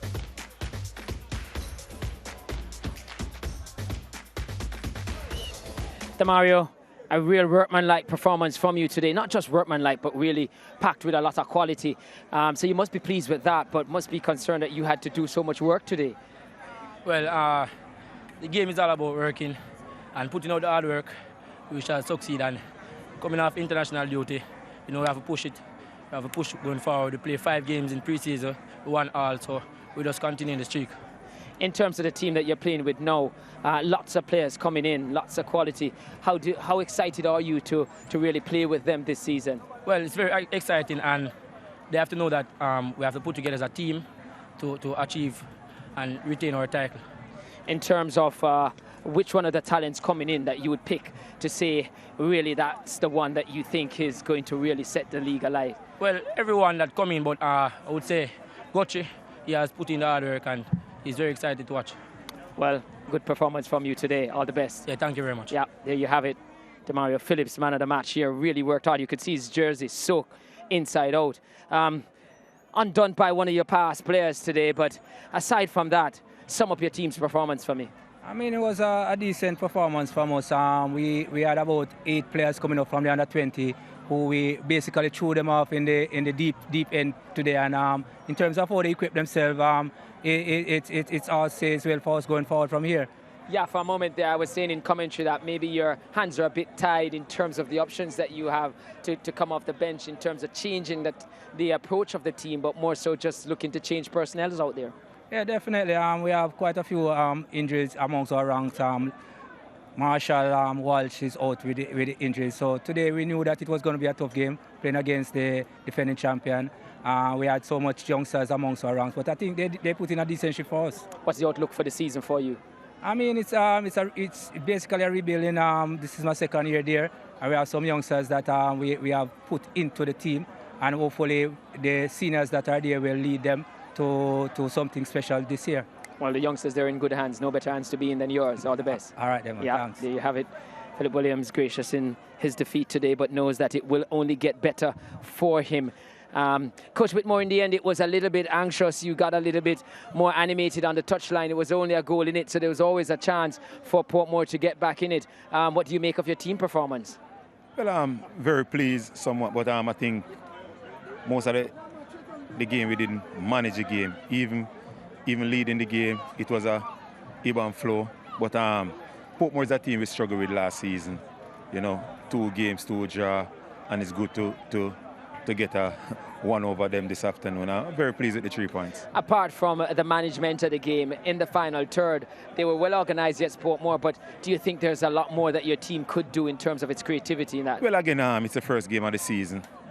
We have a lot of new players in, you know, first competitive game, you know, so the season is long, I have a lot of work to do. Words coming out, a lot of players you brought in. One of them is an exciting Trinidadian. What is happening with him? I mean, when will we see him? Well, again, he's off on national duty. He hasn't back as yet. So, as I said before, it's a long season. So, hopefully you'll see a lot of faces. Well, a winning start for you, Coach. Long may it continue. All the best. All right, thank you very much. Yeah, So, Tiburon Gardens getting by Woodhouse in the other results at the National Stadium. Humble Lion with a 1-0 victory over the other new boys in Treasure Beach.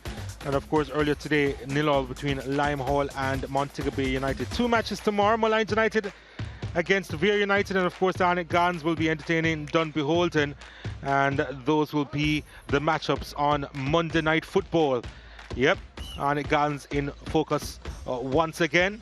Arnett against Dunbeholden, 7:30 p.m. Jamaica time, 8:30 p.m. in the Eastern Caribbean. You don't want to miss that one. So yeah, reminding you of the final scoreline here. Mount Pleasant, the defending champions, off to a winning start in the Ray Nephew National Premier League. 1-0 over Portmore United on behalf of the hard-working production team. Director Michael Edwards, producer Ramorn Stewart. It's goodbye from the Garden Parish. Have a good rest of the evening.